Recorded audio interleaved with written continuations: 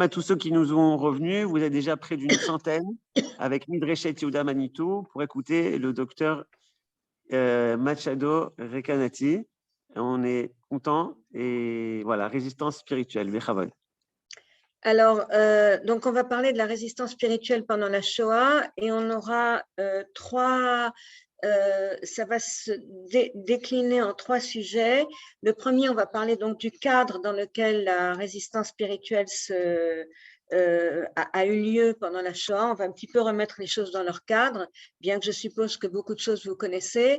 La deuxième, on va voir effectivement d'abord ce que c'est que la résistance spirituelle, comment ça a été vécu et défini, ce que ça englobe.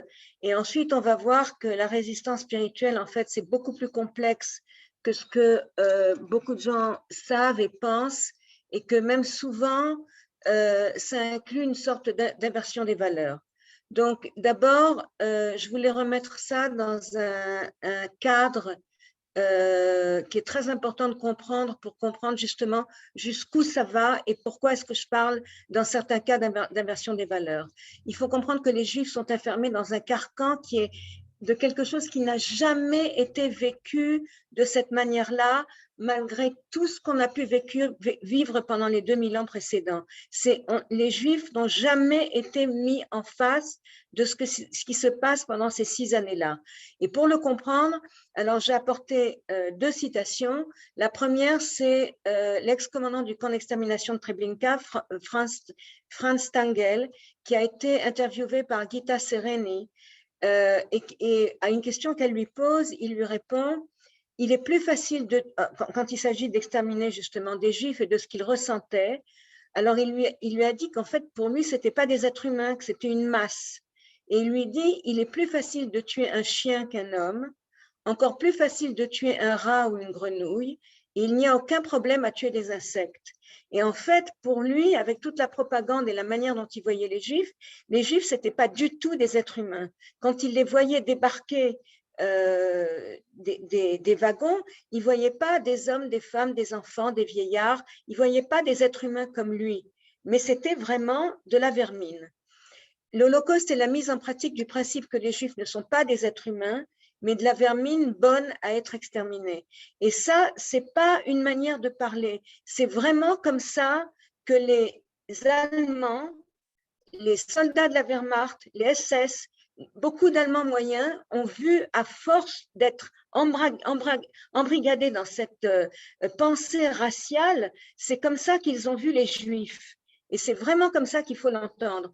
La pratique de la théorie raciale ont fait que de 1933 à 1945, il y a vraiment eu un inversement des valeurs. En Allemagne, ce qui était le fait de tuer un juif, c'était le bien, d'accord? Et ce qu'un chercheur de l'Holocauste écrit: les traits déformés des victimes torturées et massacrées prouvaient leur inhumanité au lieu de prouver celle de leurs tortionnaires. L'indignation et le dégoût physique suscités par ces visages engendraient un puissant désir de vengeance qui, par renversement, se retournait contre les victimes plutôt que contre les coupables, autrement dit contre l'autre plutôt que contre soi-même, puisque c'était cet autre qui, par sa présence, avait rendu de telles atrocités nécessaires. L'évidente inhumanité des victimes avait forcé les bourreaux à découvrir leur propre barbarie. En conséquence, il fallait anéantir physiquement les victimes et effacer jusqu'à leur souvenir pour préserver sa propre humanité. D'accord? Alors maintenant, ce que j'aurais aimé, c'est vous montrer quelques photos, pas beaucoup, mais quelques photos pour que vous compreniez justement ce cadre dans lequel la résistance spirituelle s'est développée. Alors d'abord, ici, je vous montre quelques photos de pogroms qui ont eu lieu en Lituanie et en Ukraine lorsque les forces allemandes rentrent quand elles attaquent l'Union soviétique et les États rattachés à l'Union soviétique le 22 juin 1941. Dès le départ, il y a des pogroms qui sont commencés par les populations autochtones et les Allemands laissent faire parce que ça prouve justement que les populations autochtones sont tout à fait d'accord avec leur politique raciale et en plus, ça rend ces populations, ça les rend complices de ce qui va se passer. Donc ici, vous voyez des photos du massacre qui a eu lieu à Kaunas, en Lituanie, à Kovno. Là, ils sont encore vivants, mais dans une heure, ils ne le seront plus. Ils ont massacré à Kovno 3000 hommes dans le parc d'un garage. Ce que vous voyez par terre, c'est du sang, d'accord? Ça, c'est aussi à Lvov. Ça aussi à Lvov. Ça, on va en parler un petit peu après.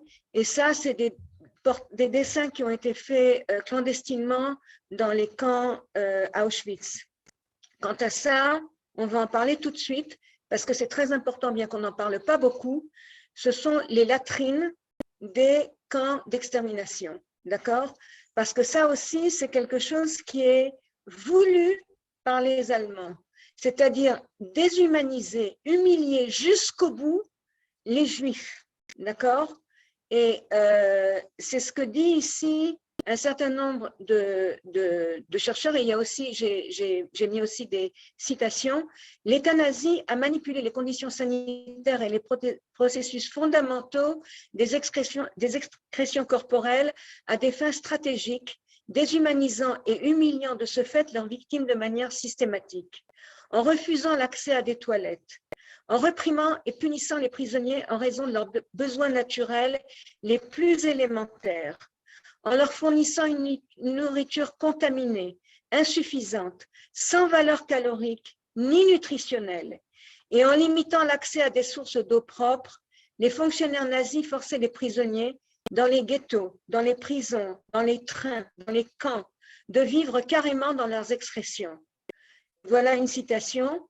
Je suis allongée sur un matelas de paille sous une couverture qui pue la sèche et le pus de mes prédécesseurs. Dans la même veine, Martin Gilbert, en décrivant les conditions d'Auschwitz-Birkenau, écrit « Les chemises, les couvertures, les matelas de paille, tout était plein d'excréments, d'urine et de pus. » D'accord? Et à côté de ça, les Allemands demandaient à ce que les lits soient impeccablement faits, qu'il n'y ait pas un bouton qui manque à l'uniforme des prisonniers, etc., etc. Mais dans des conditions sanitaires absolument épouvantables, dégradantes, humiliantes, etc., etc. Donc, la grande question qui se pose, et c'est ce que professeur Bauer pose dans un de ses livres, justement sur la résistance spirituelle, la civilisation juive, démoralisée sous les coups de l'ennemi brutal, entourée par une population, en tous les cas à l'Est, au moins indifférente, si ce n'est carrément hostile, cette civilisation s'est-elle tout simplement écroulée? Cette question est tout aussi importante pour les non-juifs. Jamais un événement tel que la Shoah ne s'est passé auparavant, mais rien ne nous garantit que cela n'aille pas se reproduire. Les Juifs ne sont pas les seules victimes possibles d'un génocide. Il est donc urgent de savoir comment les êtres réagissent dans de telles circonstances, de comprendre comment des personnes qui étaient des Juifs ont réagi lorsque cela leur est arrivé. D'accord? Donc, c'est très, très, très important de comprendre comment les Juifs ont réagi à ces conditions que j'ai très, très rapidement décrites. Alors, qu'est-ce que c'est que la résistance spirituelle et qu'est-ce qu'elle n'est pas? Alors, j'ai cherché dans le Larousse, puisque nous sommes tous d'origine francophone, la définition du mot résistance. Alors, comme vous pouvez le voir ici, en grande partie, en grande majorité, le mot quand on pense à résistance dans le fait de s'opposer physiquement à quelqu'un, de s'opposer à une autorité, de résister à des épreuves physiques ou morales, etc., etc. D'accord? Maintenant, ce que j'aurais aimé, c'est que nous voyons qu'est-ce qu'a été en fait la résistance spirituelle pendant la Shoah. Est-ce que c'est une opposition à quelque chose ou est-ce que c'est autre chose qu'une opposition? Alors, on va voir qu'est-ce qu'a signifié la résistance spirituelle pendant la Shoah. Alors, la première personne qui commence à sentir, en tous les cas, c'est peut-être pas la première personne, mais en tous les cas, c'est la première personne avec une envergure intellectuelle et spirituelle de très, très grande envergure qui prend la parole de ce point de vue-là et qui va être entendue dans le ghetto de Varsovie et qui va avoir un énorme impact à ce sujet, c'est le Rav Nissenbaum. Le Rav Nissenbaum, comme je vous l'ai écrit ici, est né en 1868, il a été déporté en 1942, à l'été 1942, à Treblinka, où il est mort gazé. C'était un très, très, très, très grand Rav déjà avant la Shoah. Il était un très grand sioniste. Il était, comme je vous l'ai écrit, il était proche d'Herzl. Il a été le chef du Mizrahi en Pologne à partir des années 30. Il faisait partie il était déjà au premier congrès sioniste du début du 20e, de la fin du 19e siècle, etc., etc. Vous pouvez lire sur lui, c'était vraiment un très, très grand homme. Il a laissé beaucoup, beaucoup d'écrits derrière lui. Ça vaut vraiment le coup d'approfondir sur cette personnalité.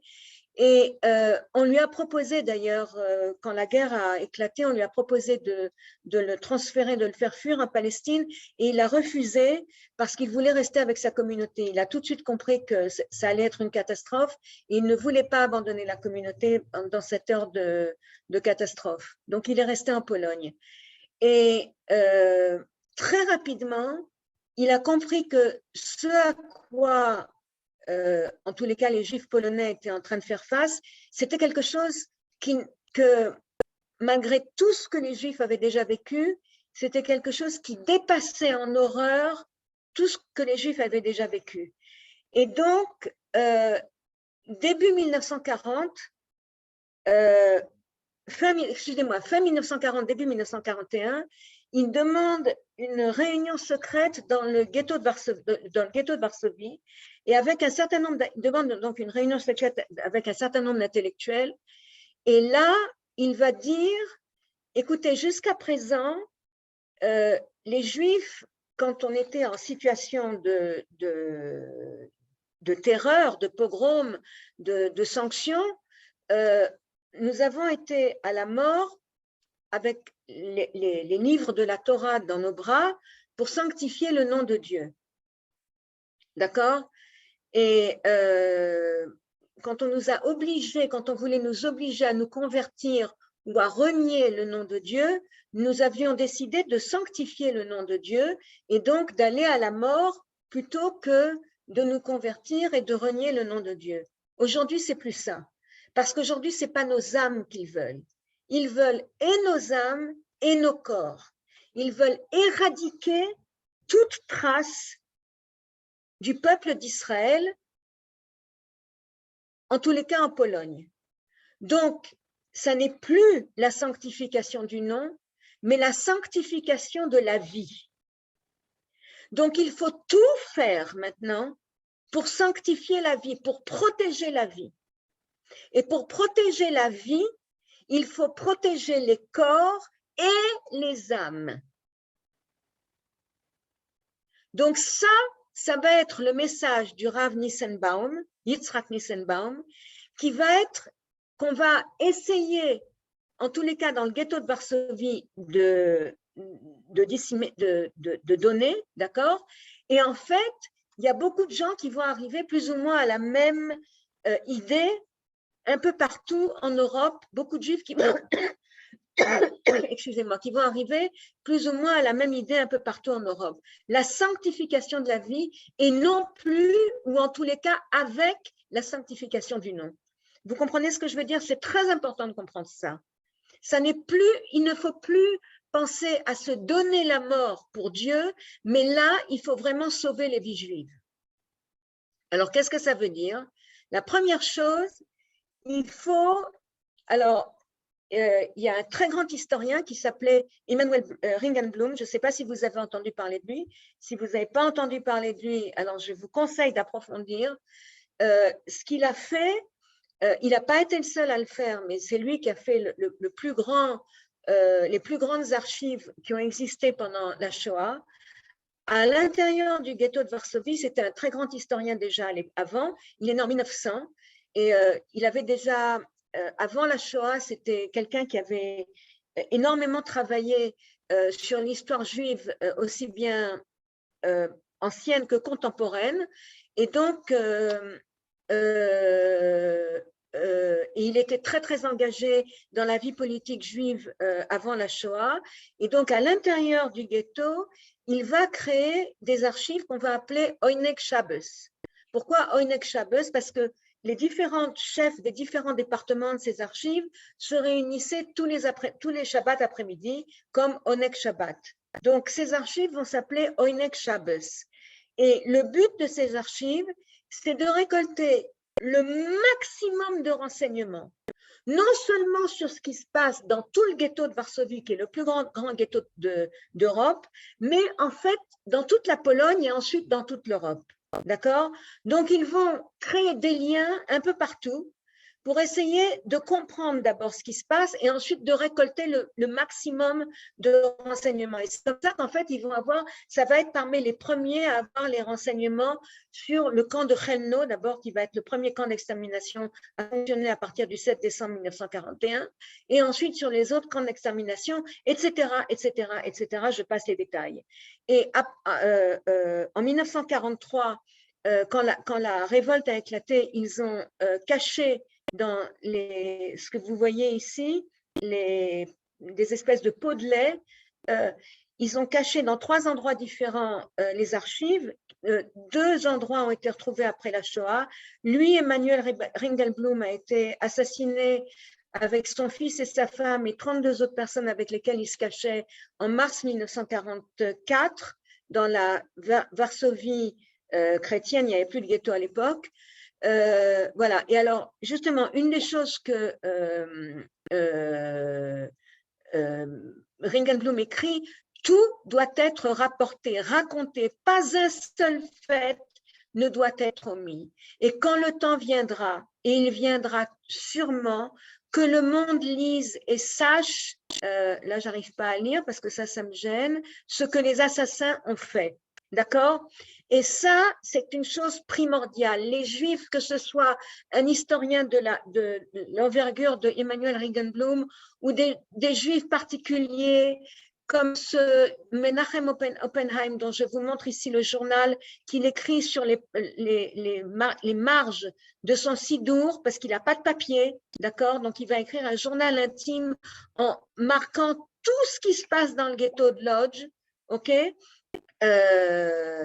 Voilà, donc il écrit tout, que ce soit Mendel Grossman qui secrètement dans le ghetto de Lodz va prendre des photos en secret, d'accord, pour montrer ce qui se passe dans le ghetto de Lodz, mais il faut écrire, il faut témoigner encore et encore et encore de tout ce qui va se passer.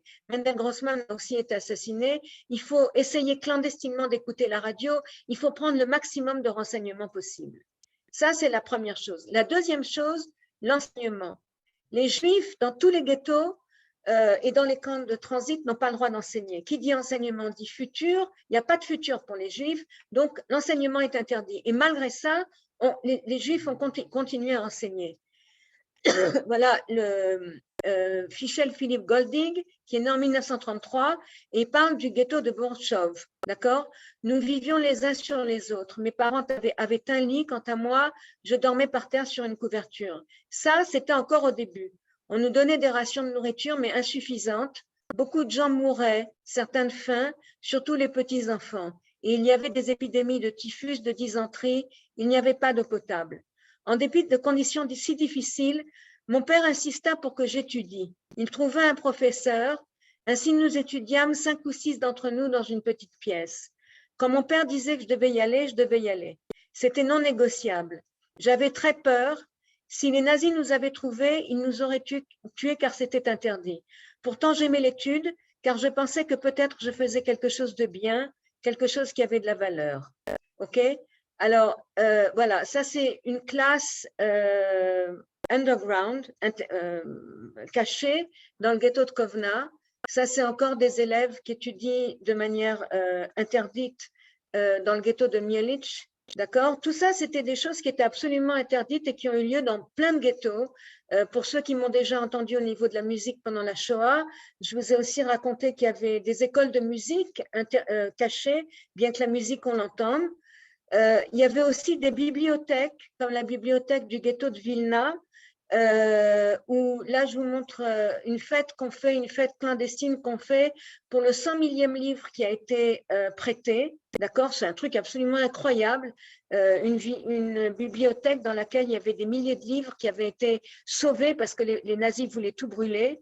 Et donc, il y avait des gens qui étaient inscrits à cette bibliothèque et qui, toutes les semaines, venaient et prenaient des livres alors que ils étaient dans des situations complètement folles, mais ils lisaient et voilà. Donc ça fait partie de ce qu'on appelle la résistance spirituelle. Chaim Kaplan du ghetto de Varsovie écrit « Il y a en nous une sorte de pouvoir caché, mystérieux et secret, qui nous permet de continuer, qui nous maintient en vie en dépit des lois de la nature. S'il ne nous est pas permis de vivre selon ce qui est légal, alors nous vivons dans l'interdit. » Une autre chose qui est très importante dans les ghettos, vous savez que dans les ghettos, évidemment, on meurt de faim. À peu près 100 000 personnes sont mortes de faim dans le ghetto de Varsovie, par exemple. Dans le ghetto de Varsovie, ça je vous avais déjà dit dans des conférences précédentes, la ration officielle d'un juif dans le ghetto de Varsovie, c'est entre 185 et 310 calories par jour. Ça, c'est la ration officielle, d'accord? Alors, il est évident que personne ne peut vivre avec ces rations-là. Alors, on ouvre des cantines publiques pour essayer de donner à manger aux gens qui ne peuvent pas. Dans le ghetto de Varsovie et dans d'autres ghettos, les enfants, parce qu'il n'y a que les enfants qui peuvent passer par les trous du mur, se débrouillent pour aller faire des échanges avec les vieux vêtements ou d'autres choses qu'il y a encore dans les maisons avec l'extérieur du ghetto et ramènent de la nourriture. Il y a des familles entières qui ne vivaient que grâce à ce que les enfants rapportaient. Mais souvent, les enfants étaient pris par les policiers et ils étaient tabassés, d'accord, ou ils étaient même tués par les Allemands quand ils faisaient ça. Et à ce moment-là, non seulement les enfants étaient tués, mais en plus, la famille mourait de faim. Alors là, par exemple, ici en haut à gauche, c'est le ghetto de Varsovie. En bas à gauche, c'est le ghetto de Lodz. Au milieu, ici, c'est le ghetto de Varsovie de nouveau. Au centre, c'est le ghetto de Varsovie, un enfant qui est mort de faim. Voilà, et ça, je vais vous en parler tout de suite en haut à droite. Alors, en haut à droite, ce dont je vais parler maintenant, dans le ghetto de Varsovie, il y a eu des médecins qui étaient, donc je vous ai dit qu'il y avait 100 000 personnes qui sont mortes, 100 000 personnes et enfants qui sont morts de faim, et dont des médecins. Et les médecins qui étaient eux-mêmes affamés se sont dit, mais si déjà on fait face à toute cette horreur, alors au moins on va essayer d'en faire quelque chose de positif, si j'ose dire quelque chose de positif. Et qu'est-ce qu'ils ont fait? Ils ont décidé de faire une recherche scientifique. Mais quand je dis scientifique, c'est absolument scientifique. C'est-à-dire que même aujourd'hui, on utilise cette recherche quand on veut étudier ce qu'on appelle la maladie de la famine. Alors, ils ont pris plusieurs centaines de cas au fur et à mesure des mois, qu'ils ont distribués dans 2 services de l'hôpital qu'ils avaient dans le ghetto, l'hôpital entre guillemets qu'ils avaient de l'hôpital, un service pour enfants, un service pour adultes. Ils ont fait des analyses très strictes pour être sûr que ceux qui allaient rentrer dans le cadre de cette recherche, c'était vraiment des gens qui étaient en train de mourir de faim et non pas avec des maladies auxiliaires. Une fois qu'ils ont eu leurs centaines d'enfants et leurs centaines d'adultes qui n'étaient que mourants de faim, ils ont commencé leur étude. D'accord? Et ça a été quelque chose, jusqu'à aujourd'hui, ils ont étudié aussi bien les organes intérieurs que les hormones, alors qu'à l'époque, on savait très peu de choses sur les hormones, mais ils les ont étudiées, sur les vitamines, etc., etc. Ça a été une étude qui est absolument extraordinaire et qui, malheureusement, a été connue que tard, qui a été publiée que tard. Elle a été publiée en 1979. Si on avait connu ça, si les troupes américaines et britanniques avaient connu ça en 1945, beaucoup des rescapés qui ont été libérés par les armées américaines et britanniques et qui ont été très mal nourris, trop nourris à la libération et qui en sont morts, ne seraient pas morts. Parce que non seulement ces médecins ont étudié ce qui se passait dans le corps de tous ces mourants de faim, mais en plus, à un certain stade, ils ont décidé de voir ce qu'il se passait quand ils recommençaient à les nourrir. Et c'est là qu'ils se sont aperçus que quand on les nourrissait trop rapidement, ils mouraient. Et que donc, il fallait les renourrir très lentement. Ils se sont aussi rendus compte qu'il y avait un point où, au-delà duquel, même si on recommençait à les nourrir, la personne mourrait de toute façon. D'accord?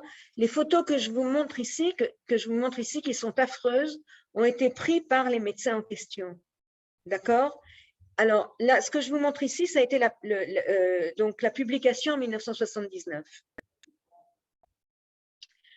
Autre chose qui fait partie donc de la résistance spirituelle, c'est évidemment toutes les activités religieuses qui sont tenues dans les ghettos, dans les camps, très souvent de manière clandestine.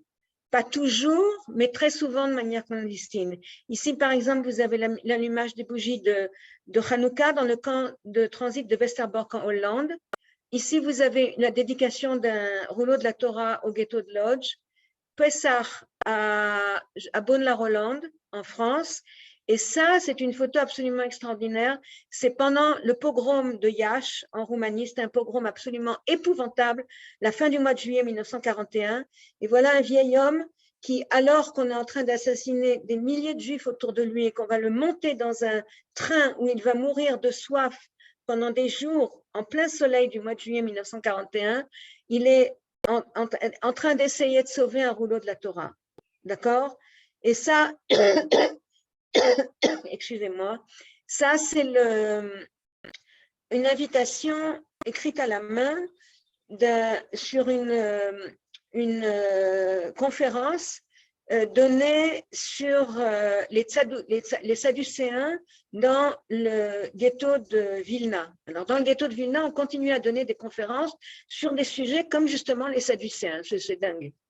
Et puis, bon, tous les sujets dont je vous ai déjà parlé, le théâtre et la musique dans les ghettos et les camps d'internement. Ça, je ne vais pas retourner là-dessus. Donc, ce qu'on peut dire de tout ça, c'est que la résistance spirituelle, ce n'est pas uniquement une résistance contre, mais c'est une résistance pour. C'est une résistance pour sauver les Juifs, pour aider les Juifs. Et par la même occasion, c'est aussi une résistance contre la politique d'extermination des Allemands. Mais c'est avant tout dans le cadre de la réalité exterminatrice dans cette cloche exterminatrice que créent les Allemands, on essaye de sauver le maximum de ce qu'on peut sauver, aussi bien au niveau des corps qu'au niveau des esprits, des âmes. D'accord? Mais ce n'est pas uniquement ça. Et c'est là où je veux vous appeler à vous interroger. Le libre arbitre tel que nous l'entendons dans notre vie quotidienne, Baruch Hashem, n'existe pas pendant la Shoah. Et l'exemple que nous donnons toujours, et qui est un exemple qui s'est renouvelé encore et encore pendant la Shoah, c'est l'exemple de ces mères que les SS ont mis devant le choix. Tu as 3, 4, 5 enfants, tu as le droit d'en choisir un qui ne va pas être fusillé ou qui ne va pas être déporté. Où est le libre arbitre là-dedans? D'accord? Il n'y a pas de libre arbitre. c'est une sorte, ce que j'ai écrit, c'est une sorte d'inversion des valeurs. Et je vais vous donner quelques exemples. Je vous ai mis ici à gauche 3 photos. La première photo dont j'aimerais vous parler, c'est celle du centre de Dr Gisela Perl. Dr Gisela Perl était une femme absolument hors du commun, qui est née à Ziget, la ville où est née Elie Wiesel, et qui était une femme extrêmement douée, qui a passé son bac à l'âge de 16 ans, et qui voulait absolument être médecin. Au départ, son père s'est absolument opposé parce qu'il avait peur que si elle faisait médecine, elle arrêterait de pratiquer le judaïsme, mais elle lui a promis, elle lui a dit, papa, je te promets que le fait d'être médecin jamais ne m'arrêtera de continuer à être une bonne juive. Et c'est ce qu'elle a fait. Elle a fait médecine et elle a fait gynécologie. Elle a elle-même épousé un médecin et elle a continué à pratiquer la médecine et la gynécologie avec beaucoup de succès. Et malheureusement, en 1944, Ziget, qui appartenait à la Roumanie, passe à la Hongrie, enfin je vous passe les détails, est envahie par les Allemands et elle est déportée à Auschwitz. Et à Auschwitz, je vous passe aussi les détails, elle tombe dans les mains, elle doit travailler avec Mengele, et là, elle comprend que toutes les femmes qui sont enceintes, toutes les femmes juives qui sont enceintes, du moment où elles accouchent, d'abord, on va tuer leur bébé et ensuite, on va les soumettre à des expériences médicales et la plupart du temps, on va les assassiner elles aussi. Donc, elle comprend qu'en fait, de toute façon, et le bébé et la mère vont être tués. Donc, s'il y a un choix, le choix, c'est d'avorter les mères. Et donc, en cachette, dans la mesure du possible, elle va faire avorter toutes les femmes enceintes qu'elle va pouvoir faire avorter. Et c'est comme ça qu'elle va faire avorter 3000 femmes.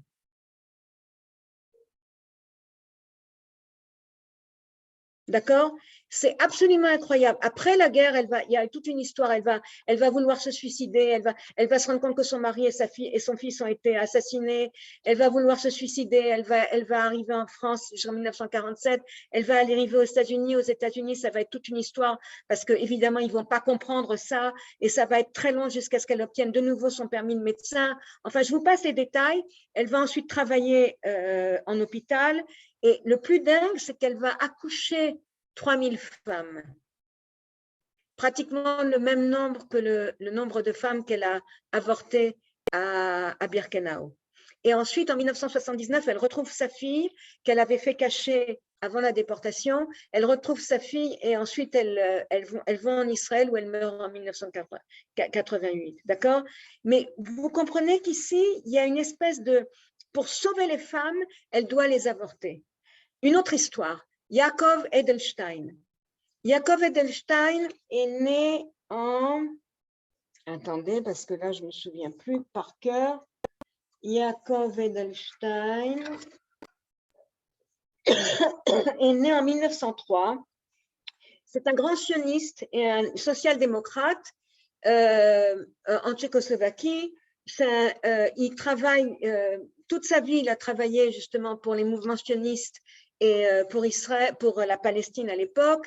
Il a l'occasion de monter en Israël, mais il ne veut pas abandonner en Palestine, excusez-moi, il ne veut pas abandonner sa communauté. Et je vous passe les détails parce que c'est une histoire très très longue. Il était porté au camp ghetto de Theresienstadt, et là, il est nommé par les Allemands le chef de ce qui était le Judenrat, ça porte un autre nom, au ghetto de Térésine. Et très rapidement, il comprend la chose suivante. La nourriture qui arrive dans le ghetto de Térésine est absolument insuffisante pour nourrir tout le monde. Il comprend que s'il partage la nourriture de manière équitable entre tous les habitants du ghetto, au bout de 6 mois, il n'y aura plus personne. Alors, il se trouve en face d'un dilemme. Est-ce que je vais partager la nourriture de manière équitable entre tous les gens du ghetto? Ou alors, est-ce que je vais privilégier une population et donc condamner une autre population? Et en fait, c'est ce qu'il va faire. Il va décider de privilégier la population enfantine, les enfants de 0 à 15 ans, et de désavantager, mais vraiment désavantager, toutes les personnes au-dessus de 65 ans. Sur les 140 000, attendez que je ne dise pas de bêtises, 140 000 juifs qui sont passés par Térésine, 33 000 sont mortes à Térésine, 90% de ces 33 000 étaient des personnes âgées, d'accord, qui sont mortes de faim. Sur les 15 000 enfants qui ont été déportés à Térésine, pratiquement tous ont été déportés à Birkenau, seuls 150 n'ont pas été déportés et ont survécu. Il ne pouvait pas le savoir. Lui, ce qu'il a vu, c'est la réalité du ghetto. D'accord? Et d'ailleurs, même quand lui a su ce que ça signifiait d'être déporté, il a continué à privilégier les enfants. Parce que jusqu'au dernier moment, il n'était plus le chef du Judenrat, les SS ont nommé quelqu'un d'autre à sa place, et puis il a été déporté, enfin il a été assassiné dans des conditions absolument épouvantables. Je vous passe les détails, mais il a décidé de manière consciente qu'il allait mener à leur mort les personnes âgées, parce que jusqu'au bout, il a décidé que les enfants, c'était l'avenir de la nation et que donc c'était les enfants qu'il fallait sauver. Que personne, c'est des choix qui sont impossibles à comprendre, d'accord? Et maintenant, je vais vous donner un dernier exemple de ce style.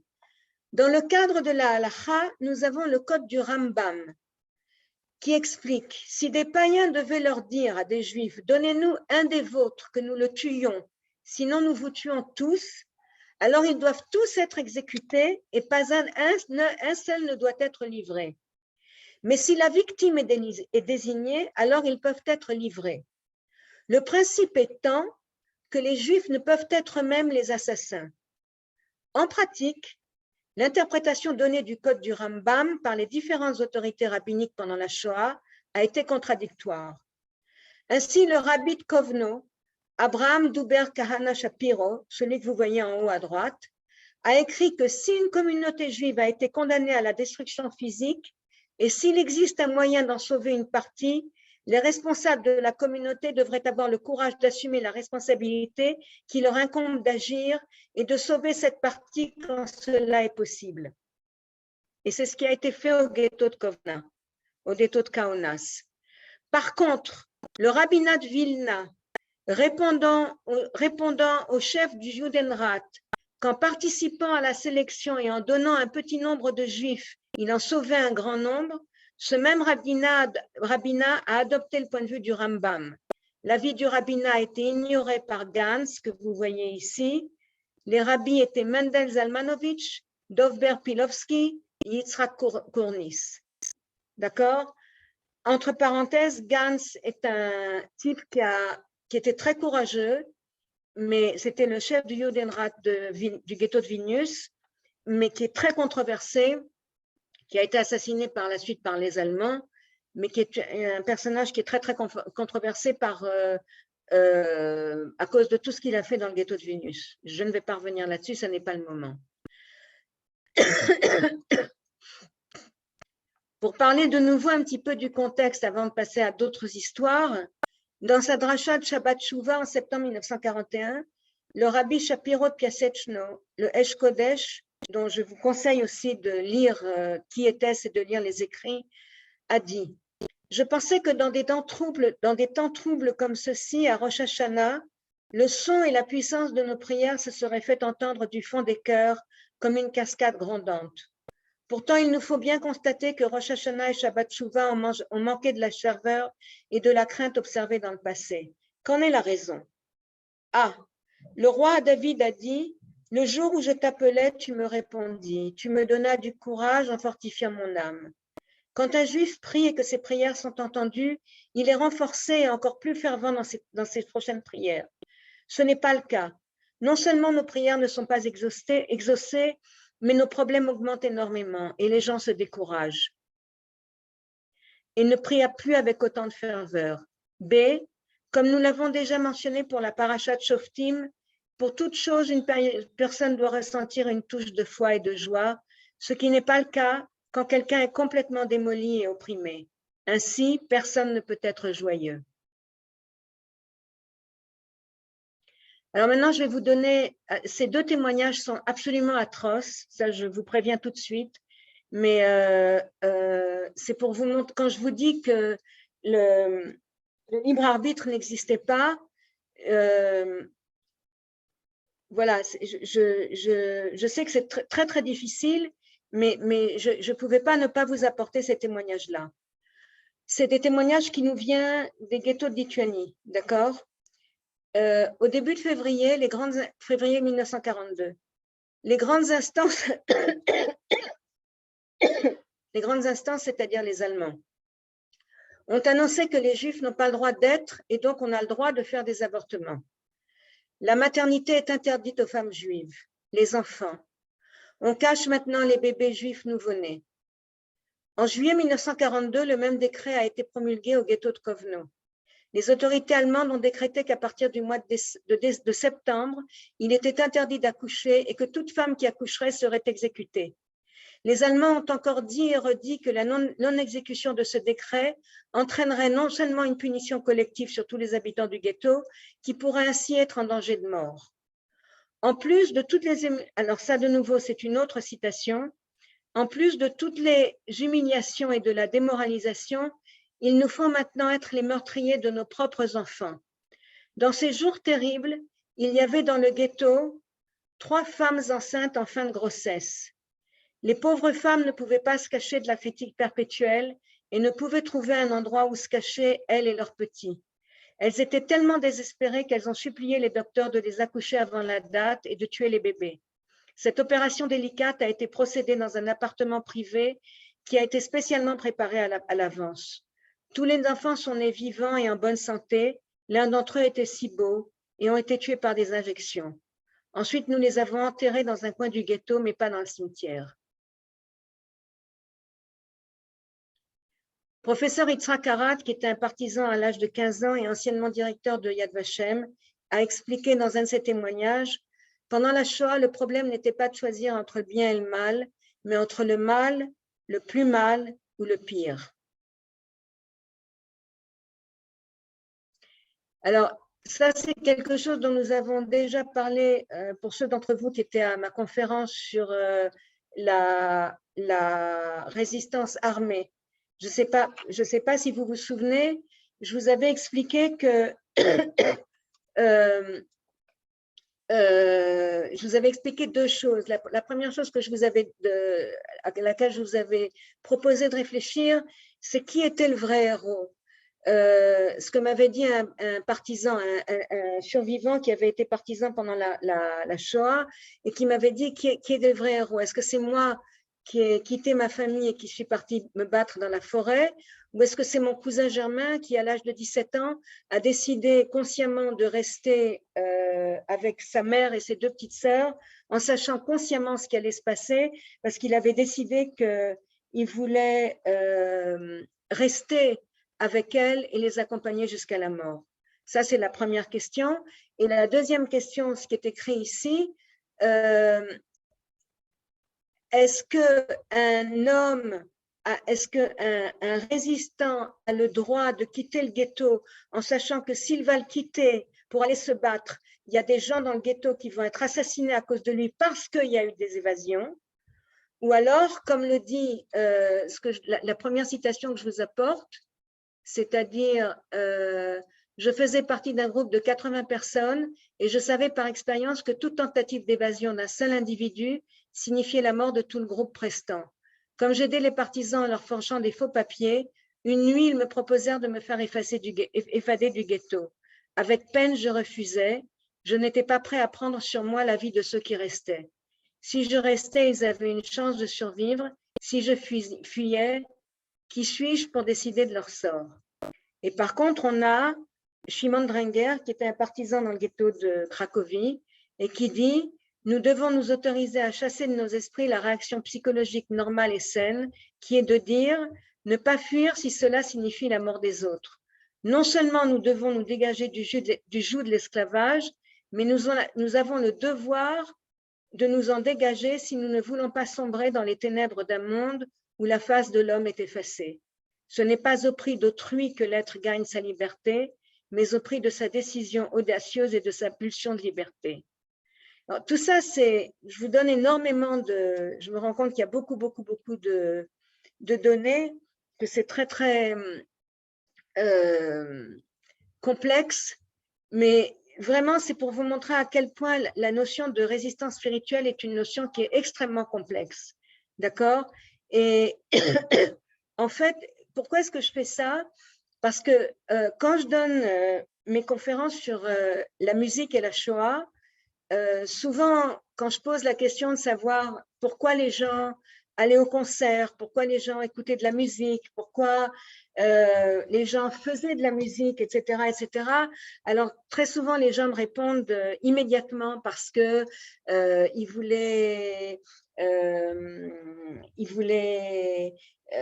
justement faire quelque chose de beau, ils voulaient sauver leur âme, ils voulaient être ensemble, etc., etc. Et je dis, tout ça c'est vrai, mais c'est très rapide. D'accord? Dans ce sens que si aujourd'hui vous voyez quelqu'un qui est déprimé, qui est au chômage, qui ne peut pas payer sa note de téléphone et qui ne peut pas payer sa note d'électricité et dont la femme a un cancer et dont le fils ne réussit pas à l'école, il ne va pas aller au concert. D'accord? Alors, comment on peut penser que quelqu'un qui est dans un ghetto, qui a perdu son emploi, qui a perdu sa maison, qui a perdu sa communauté, qui vit à 20 dans une pièce avec 2 autres familles qu'il ne connaît pas, qui a faim, qui est malade, qui est dans une terreur absolue constante, comment on peut penser que lui, il va aller au concert? D'accord? C'est pour ça que je veux que vous compreniez que la résistance spirituelle, c'est quelque chose d'extrêmement complexe. Que soigner un enfant pendant la Shoah, alors qu'on sait qu'il n'a presque pas de chance de survivre, il y a quelque chose de dingue dans cette situation. Que la situation, le choix de dire je vais donner à manger aux enfants et pas aux vieilles personnes, c'est un choix devant lequel on ne devrait pas être. D'accord? Donc, ce que dit Lawrence Langer quand il parle justement, quand il parle de résistance spirituelle, il dit il faut faire attention à quoi nous parlons. Parce que quand nous utilisons les mots pour calfeutrer nos plaies, nous ne pouvons pas en même temps songer qu'ils vont nous aider à mieux voir. Il faut vraiment comprendre de quoi on parle. D'accord? Et là, je vais vous donner justement des exemples qui vont comprendre de quoi je parle. Jean Amri écrit « Au camp, il apparaissait plus clairement qu'à l'extérieur que l'on n'avait que faire de l'étang et de la lumière de l'être. On pouvait être affamé, être fatigué, être malade, mais dire que l'on était sans plus n'avait aucun sens. Quant à l'être lui-même, c'était devenu une bonne fois pour tout un concept irreprésentable qui nous semblait désormais creux et vide de sens. Se transposer en parole au-delà de l'existence réelle était devenu un luxe inadmissible et un jeu non seulement futile, mais ridicule et méprisable. Dans aucun endroit, la tentative de dépasser la réalité ne s'avérait aussi ridicule et désespérée. Pour reconnaître ceci, nous n'avions pas besoin d'analyse sémantique ou de syntaxe logique. Il nous suffisait de jeter un coup d'œil au mirador et de renifler l'odeur de graisse brûlée qui s'échappait des crématoires. La pensée se détruisait et se maintenait à la fois, étant donné qu'elle se heurtait à ses propres frontières infranchissables. La connaissance s'avérait n'être qu'un jeu de l'esprit. Primo Levi, alors ça c'est à propos de être, à propos de la prière. Primo Levi raconte, il y a eu une sélection au cours de laquelle, en l'espace de quelques minutes, plusieurs hommes de sa baraque ont été sélectionnés pour être envoyés à la chambre à gaz. Peu à peu, le silence s'installe et alors, du haut de ma couchette au 3e étage, je vois et j'entends le vieux Kuhn en train de prier à haute voix, le calot sur la tête. Kuhn remerciait Dieu de ne pas avoir été choisi. Kuhn est fou. Est-ce qu'il ne voit pas dans la couchette voisine Beppo le grec qui a 20 ans et qui partira après-demain à la chambre à gaz, qui le sait et qui reste allongé à regarder fixement l'ampoule sans rien dire et sans plus penser à rien? Est-ce qu'il ne sait pas, Kuhn, que la prochaine fois ce sera son tour? Est-ce qu'il ne comprend pas que ce qui a lieu aujourd'hui est une abomination, qu'aucune prière propriatoire, aucun pardon, aucune expiation des coupables, rien enfin de ce que l'homme a le pouvoir de faire ne pourra jamais réparer? Si j'étais Dieu, la prière de Kuhn, je la cracherais par terre. Thomas Geve arrive à 13 ans à Birkenau.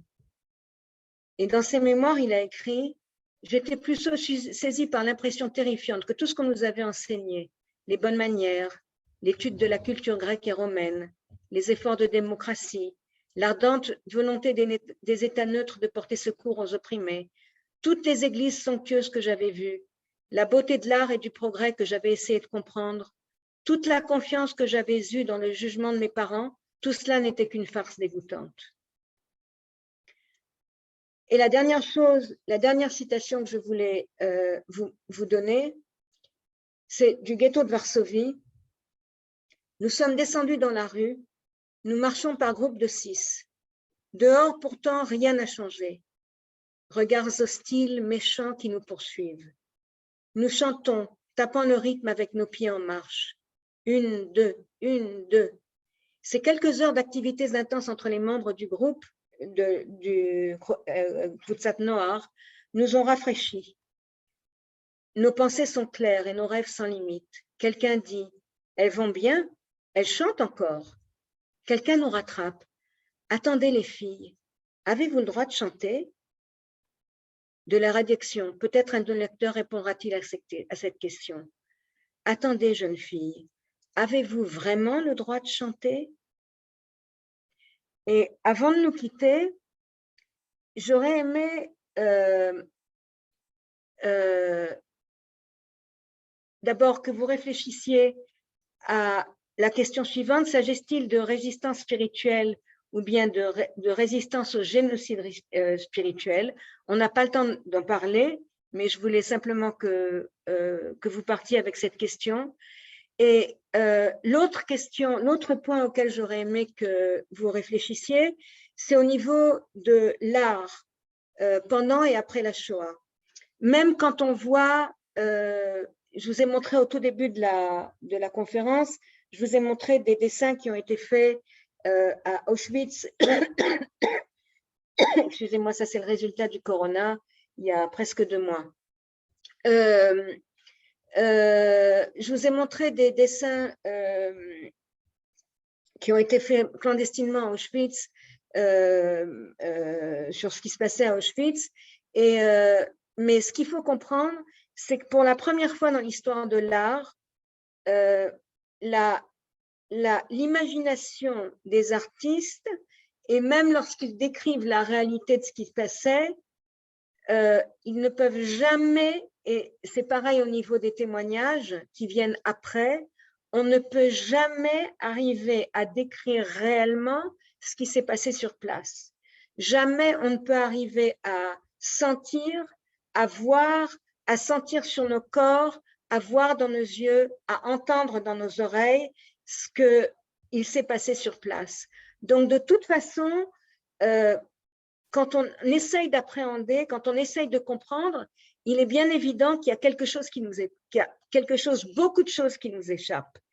Donc, tout ça pour vous dire que je crois qu'il y a quelque chose qui restera toujours, et ça c'est un des problèmes quand on parle de la Shoah et quand on veut l'enseigner, il y a quelque chose qui restera toujours en dehors de notre capacité de le comprendre et donc de l'analyser.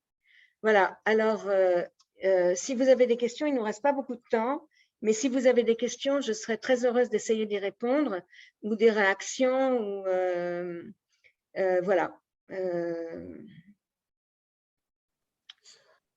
Merci beaucoup. Toda Rabba. Je vais débloquer les micros. Passionnant comme d'habitude. Et peut-être enlève la matséguette. Et s'il y a des questions, c'est le moment. Merci beaucoup.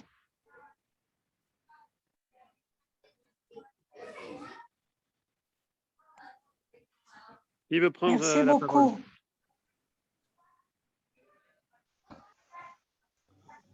C'était très intéressant. Merci beaucoup. C'était très, très intéressant. Merci beaucoup pour tous ces témoignages. C'était très émouvant. Je peux rajouter une idée à Oui, cette oui, résistance. Isabelle, rallume ton micro. Isabelle, rallume ton micro. La force de résistance.